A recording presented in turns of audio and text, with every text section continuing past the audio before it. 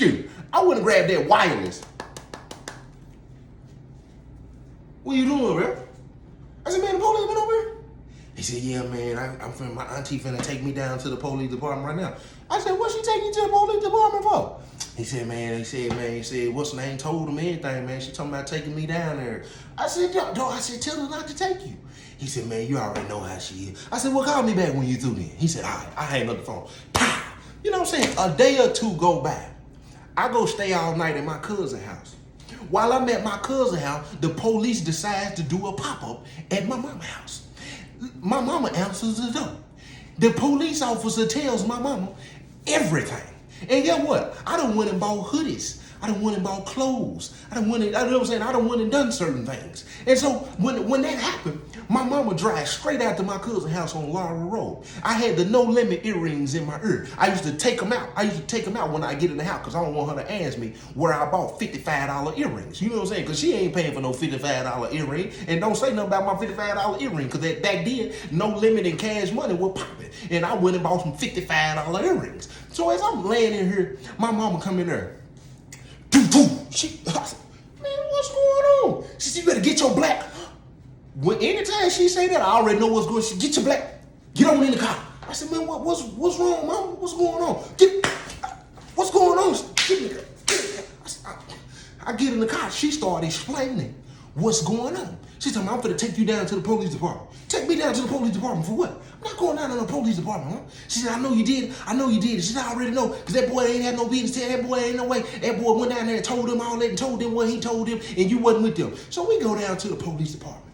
When we get down to the police department, they got a picture of my cousin sitting in the chair with his feet up on the desk. He eat McDonald's, French fries, and all to the side, you can see a picture of a signed statement. I said, now what? Why is he down here so comfortable like this? I said, let me see the picture again, detective. So he asked me, do I want to get him my side of the story? I said, I don't have a side of the story.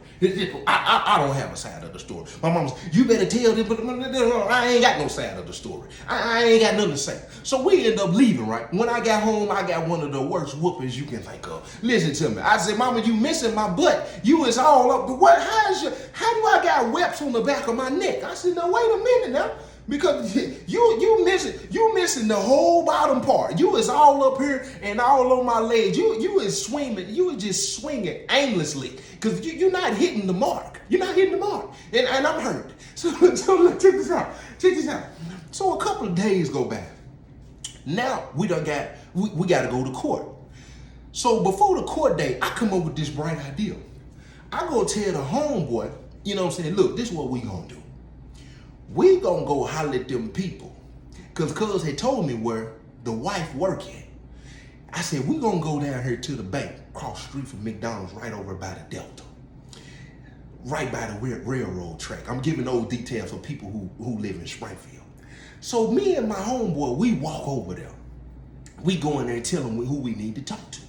She step outside, and the first thing she do is apologize. I said, these white people is different. Why is she apologizing to us? We the one that broke into your house and took that little money. She said, I just know he convinced y'all to do that, and ain't no telling what he told y'all, and this and that. I just hate this for y'all, and I didn't want y'all to be in any trouble. And then she hugged me and everything. When she hugged me, I was like, see, why my people ain't like this? I said, this is crazy. So look, check this out. So this is the plan. We telling her that he told us only thing we was going to do is get the rest of his clothes. And when we got there, he bust out the window. He climbed in the window. He went and got the money. And when he came out, he gave us some money. It was he. It was never a we. So at this point, she believed it. She said, you know, I really believe that. I really believe. She said, but y'all need to go talk to my husband.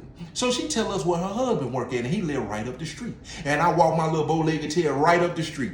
And when we got up the street, we ran the same details down to the husband. And the husband said, I'm glad y'all came and talked to me because I was so angry at him. I was planning on he just made my blood boil. We did so much for that kid. We did everything to try to change his life. We knew where he came from. We know what goes on in those part of towns in Springfield. And we was doing everything in our power to make sure that he was going to have a bright future. And he decides to break in our house and take that money that he knows that we buy other people gifts for around that time of the year. And he said, I just don't understand it. And I really hate this for you guys, because I'm pretty sure you guys, hold on now. Hold up now. I might be young, but I ain't in that. Hold on. He said, I really hate that for y'all. I really do. He said, I don't want nobody to get locked up or get sent away in any group home or any foster care.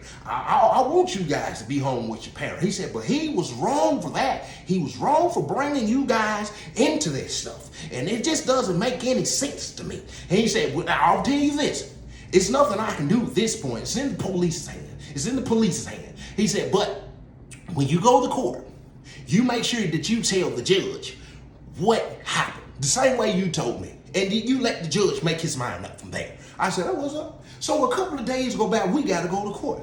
I got a basketball game that same day. Matter of fact, it was game one. It was game one. It was the first game. I got them Tracy McGrady's on. I'm finna go down here and put up 50. You know what I'm saying? I'm finna put up a 50 ball on these folks, man. I'm telling you, man. Left hand, right hand. I'm finna be a man. I'm telling you. But man, listen, I'm finna do it to him. So we in court. You know what I'm saying? I'm sitting in the middle. My homeboy on the right, my cousin on the left, his auntie behind him, my mama behind me.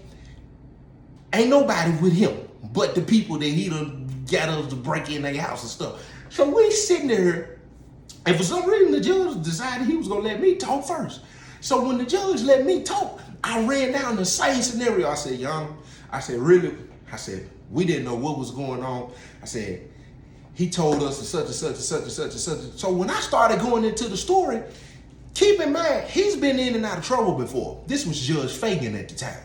He's familiar with Judge Fagan. Judge Fagan familiar with him. They familiar with each other. They have a rapport, a court rapport. So he said, Your Honor, he said, Judge Fagan, he said, man, that ain't the truth. He said, man, you know how I get down? I said, what's going on here? Now, wait a minute. Objection, Your Honor, objection. I said, man, he talking out of turn. I said, objection. He said, no, wait, Baker. He said, you go ahead. He said, this is what happened. He said, man, I told cuz what we was doing. I told him where the money was at. And the whole time I'm sitting there like, this right here is what they rap about in them songs right here. This right here is what they rap about. This is what they rap about right here. And so he said, I told him what was going on, how much money it was gonna be. He said, we got there. He said, I'm gonna be honest. He said, he got his right hand up. He said, they ain't even asked us to swear on the Bible. He said, I went in. He said, I bust the window down. I jumped in first. Baker jumped in behind me. Me and Baker went upstairs. The whole time I'm sitting here like, this is most certainly what they be rapping about in them songs. This is actually happening to me in real time. And the whole time, he like this the whole time. When we ran upstairs, we got the money, me and Baker, we jumped back out the window, hood. He even did the sound effect. Then he did me. He said, then Baker jumped out the window, hood. He said, and then we took out running. He said, when we took out running, we got down here. He said, I gave him $200, gave Baker $500. I took the rest. I went to the mall, bought me some stuff. Police came, knocked on the door. I went down there and I told him the truth, y'all. He said, and that is what happened. So as we sitting there, I was like, I looked over at my homeboy looked at me and my homeboy looked at each other. I said, well, I guess we're going down. So the judge say, all right, I've heard enough. I've made a decision.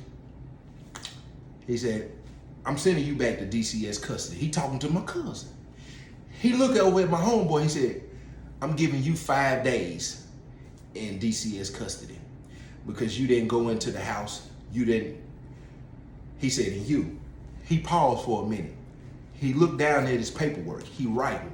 This is one of the worst moments ever in my life as a young man, as a juvie, as a preteen. because that slight pause he had to write, my heart almost jumped out of my chest because this man is about to decide my future. I had never been locked up at the time. I didn't know how it was going to be, how it was going to feel to be locked up. I didn't know nothing about my future being snatched away from me, my freedom being snatched away from me. I knew nothing about not being able to go to the refrigerator and turn on my light whenever I felt like it. Then he finally, after he got through writing, he looked up at me. I'm looking at him. We looking at each other. He tilted his glasses down and he said, "Baker, I'm sentencing you to DCS custody as well." And when he said that, I turned around and looked at my mom. My mom looked at me. Me and my mama looked at each other. She said, "Don't look at me. Don't look at me. Don't look at me." And she turned around to walk out of the courtroom. Didn't console me. Didn't give me no hug. Didn't tell me I was going to be all right. Didn't do nothing. By this time, all right,